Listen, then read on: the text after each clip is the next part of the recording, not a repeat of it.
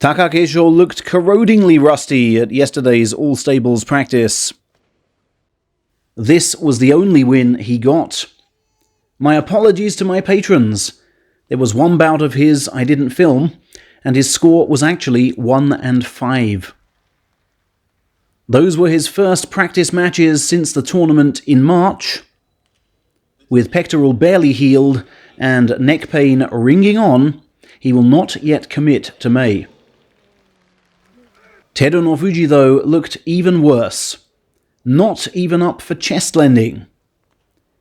He claims he was planning for practice bouts, but felt something give in his left rib region during his warming-up session, and ended up squinting at bouts from afar like a tourist at a distant road sign.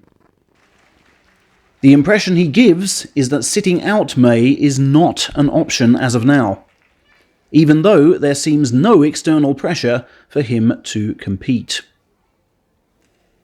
His stablemate Takerufuji did not even make the arena. He's fought no practice bouts at all since that March Day 14 injury. He did, however, make it to his title winners parade in his Aomori hometown of Goshogawara. That was on Wednesday, May the 1st, and luckily a family friend was there to take these pics.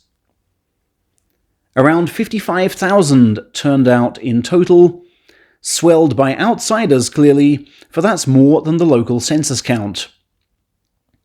At a hotel event in front of 500, did Takerufuji joke about how many speeches he's had to give, before adding far more earnestly, "My sumo dream from now on is to repay, one by one, all your acts of support." He would not say if he's in for May.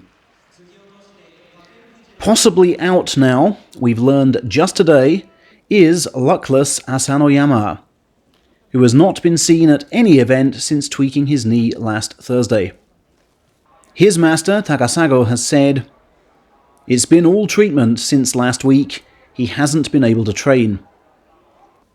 He's still dragging his leg when he walks, so foot stamping's out of the question. Should Asa not compete, he will drop with a plop to the foot of Division 1 again. But his master assures us, he is still young, he's got plenty of sumo left in him yet. I don't see any rush, do you?"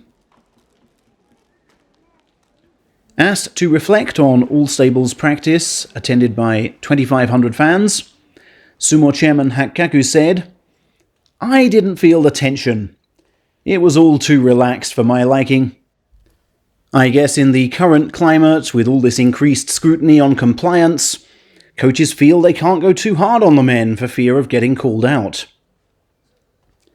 Now, these words seem somewhat outrageous to me, for it's his responsibility to set the tone of the session, surely. And isn't it the mark of a skilled modern-day coach to get the best out of his men without medieval methods like these? Thank goodness Hanakago's been barred by age from standing for the board again.